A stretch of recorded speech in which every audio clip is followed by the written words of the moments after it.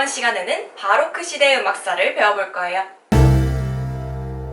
여러분, 여기에 두 개의 진주가 있는데요. 하나는 완벽하게 동그란 진주이고 하나는 일그러진 진주입니다.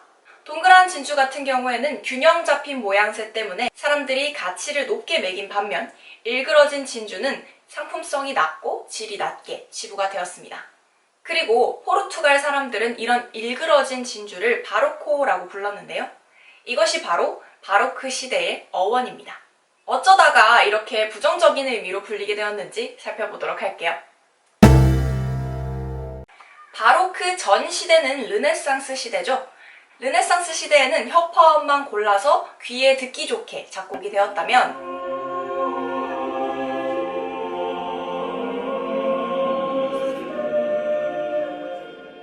바로크 시대의 음악은 가사에 담긴 의미를 정확하게 표현하는 것이 중요했기 때문에 슬픔이나 불안 등의 감정을 표현하기 위해서 귀에 거슬리는 불협화음도 마구 사용하기도 했었죠.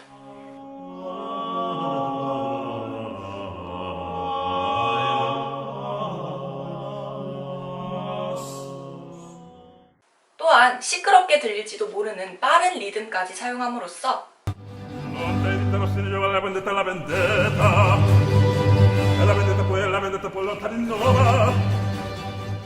르네상스 사람들이 듣기에는 조금 과도하게 화려하다, 그리고 너무 과장되어 있다 라는 생각을 하게 했습니다.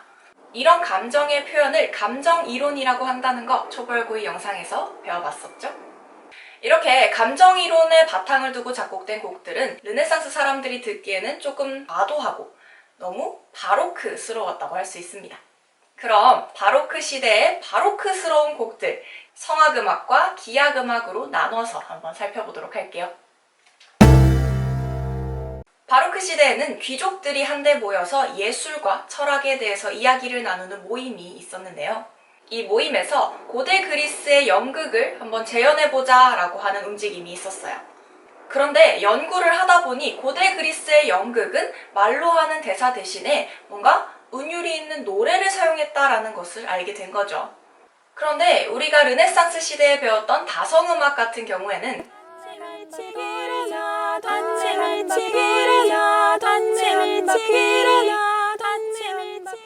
이렇게 가사를 알아듣기가 어려웠기 때문에 감정 표현을 하고 극적인 내용을 전달하는 데는 좀 부적합한 음악이었다고 할 수 있습니다.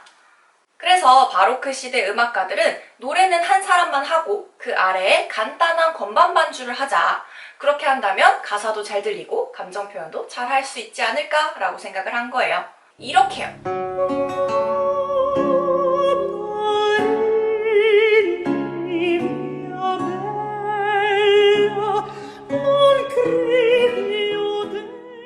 그리고 이런 노래 부르기 방식을 모노디 양식이라고 부르기로 했습니다. 이런 모노디 양식이 점점 발전하고 여러 곡을 연달아 부르게 되고 그리고 감정 표현도 훨씬 격해지면서 오페라가 탄생하게 됩니다. 오페라는 바로크 시대 귀족 모임에서 재현하고자 한 고대 그리스 연극처럼 춤과 음악, 연극이 결합된 종합예술 작품이었어요. 이탈리아에서 탄생하게 된 오페라는 화려한 무대 장치와 성악가들의 가창력 등에 힘입어 프랑스, 독일 등 유럽 전역에 유행하게 되었습니다. 이러한 선풍적인 인기를 이끈 것은 매우 화려한 기교와 고음으로 무장한 프리마돈나,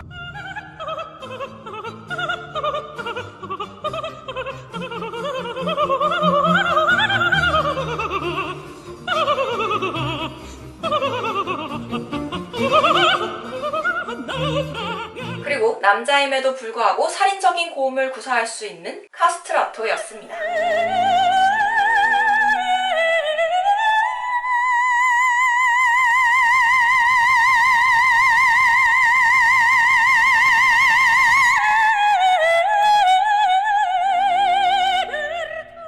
프리마돈나는 여러분도 들어본 말일 텐데요.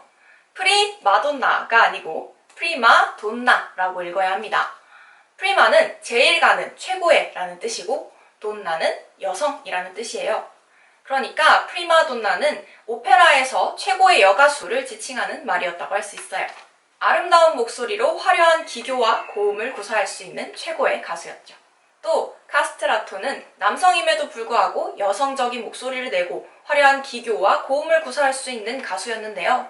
바로크 시대만 하더라도 로마 교회에서는 여성들이 노래를 할 수가 없었기 때문에 오페라에 등장하는 여성 역할을 맡게 하도록 하기 위해서 어린 소년의 남성 호르몬 분비를 막아서 변성기가 오지 않도록 하는 방법을 사용했다고 합니다.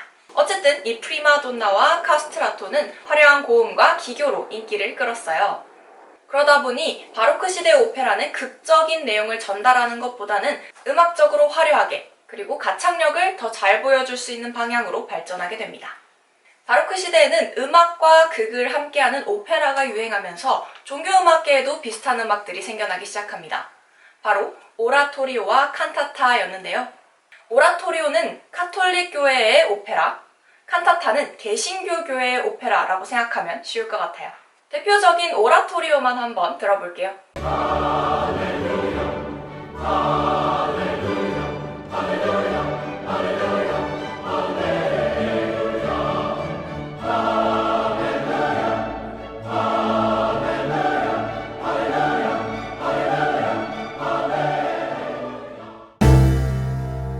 자, 여기까지가 바로크 시대의 성악음악이었어요. 바로크 시대의 중요한 음악 이론이었던 감정 이론에 걸맞게 감정 표현과 가사 전달을 위해서 모노디 양식이라는 것이 생겼고, 이 모노디 양식이 점점 발전하면서 오페라가 탄생하게 됩니다. 그리고 이 오페라의 인기에 힘입어 종교계에서도 오라토리오와 칸타타 같은 새로운 장르들이 생기기도 했습니다. 자, 다음은 기악음악입니다. 기악음악에서도 바로크 시대의 화려함이 잘 나타나고 있는데요. 특히 협주곡에서 잘 나타나고 있습니다. 협주곡은 협동해서 연주한다 라는 뜻이라고 보면 될 것 같아요. 누구랑 누구랑 협동을 하는 걸까 봤더니 바로크 시대에는 작은 그룹의 합주단과 큰 그룹의 합주단이 함께 연주를 하거나 또는 독주악기와 큰 그룹의 합주단이 같이 연주를 하는 경우가 있었다고 합니다. 이렇게 작은 그룹과 큰 그룹, 한 사람과 여러 사람이 함께 하다 보니까 음량이 커졌다가 작았다가 음색도 이랬다가 저랬다가 하면서 더 풍부한 감정을 표현하기가 좋았을 것 같아요. 그래서 비발디라고 하는 작곡가는 사계라는 협주곡을 작곡합니다. 여러분도 굉장히 잘 알고 있는 곡이죠? 이 사계라는 곡은 동명의 시를 바탕으로 작곡이 된 곡이기 때문에 시적인 내용을 잘 전달하는 게 중요했을 것 같아요. 특히 여름 같은 경우에는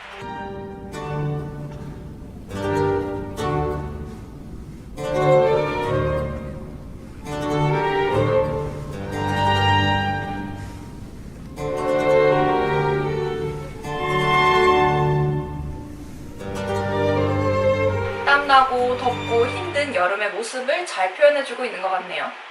바로크 시대에는 악기 장인들이 등장해서 명품 악기를 많이 만들었고, 돈이 있는 귀족들은 음악가들과 이 악기 장인들에게 아낌없는 후원을 했기 때문에 협주곡 이외에도 다양한 기악 장르들이 탄생했습니다.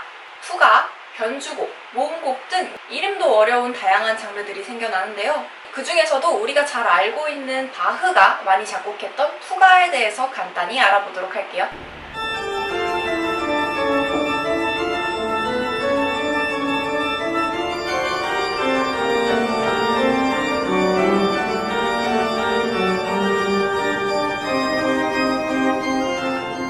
비슷한 선율이 옥타브만 다르게 여러 번 반복되고 있는 거 느껴졌나요?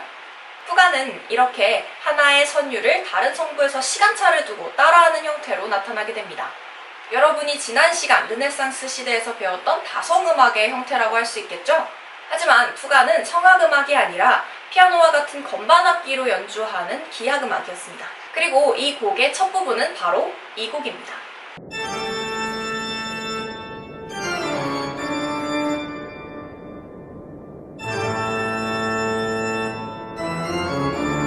여러분도 너무 잘 알고 있는 곡이죠? 바로크 시대는 이렇게 작곡가나 곡명까지 정확하게 알 수는 없어도 여러분들이 익숙하게 알고 있는 클래식 곡들이 정말 많습니다. 그럼 바로크 시대의 유명한 곡들에는 뭐가 있는지 작곡가를 중심으로 알아보도록 할게요. 첫 번째는 바흐입니다. 바흐의 대표곡은 여러분들이 방금 들었던 토카타와 푸가라는 곡이 있고요.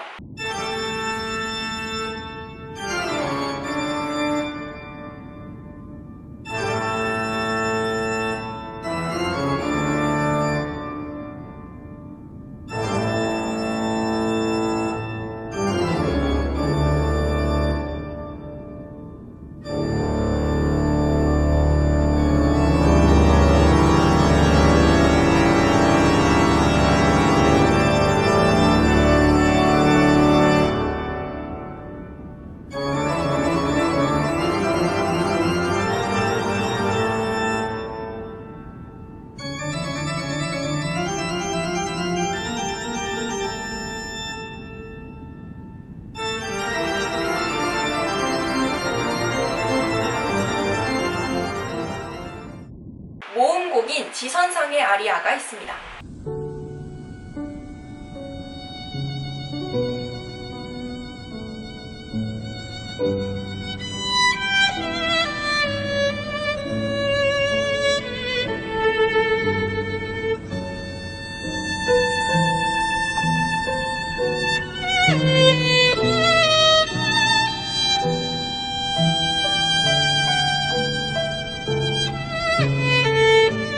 두 번째로 핸델은 유명한 성악곡이 많은데요. 그 중에서도 오페라 리날도에 등장하는 아리아, 울게 하소서,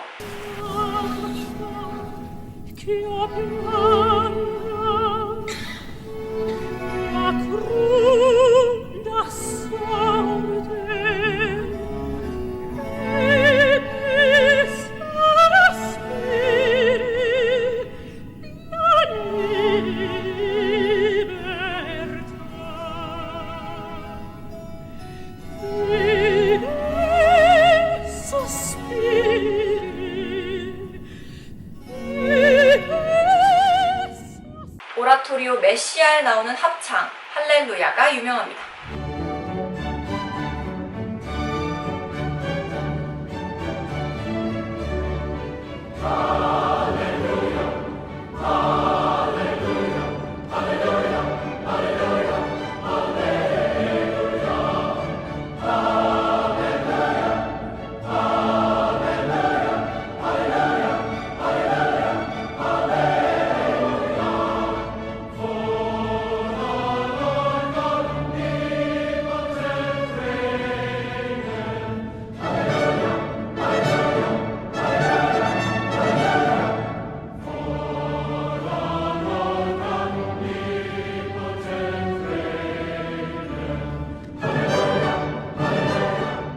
마지막으로 비발디는 역시 협주곡인 사계가 대표곡이라고 할 수 있겠습니다.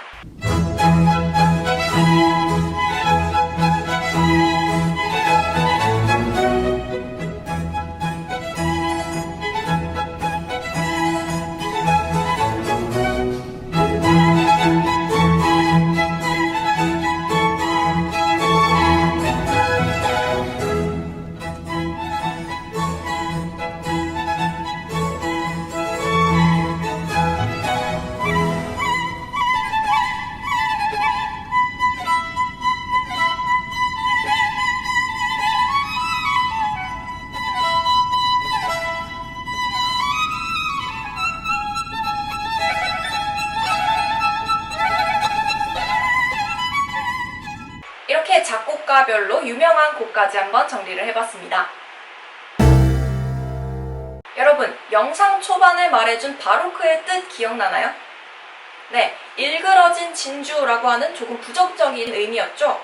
그런데 여러분, 요즘은 단수 진주라고 해서 조금 울퉁불퉁한 모양의 진주 액세서리가 유행인 거 알고 계세요?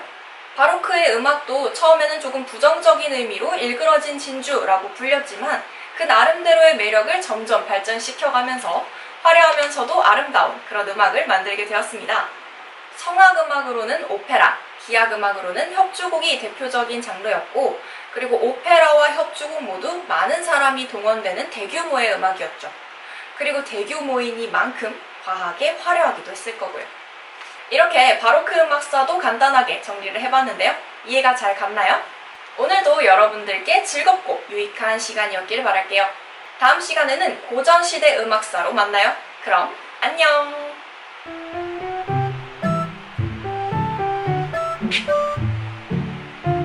화려함이 매우 잘 나타난다고 할 수 있습니다. 너무 말이 길죠? 다시 기악음악 가겠습니다. 오페라의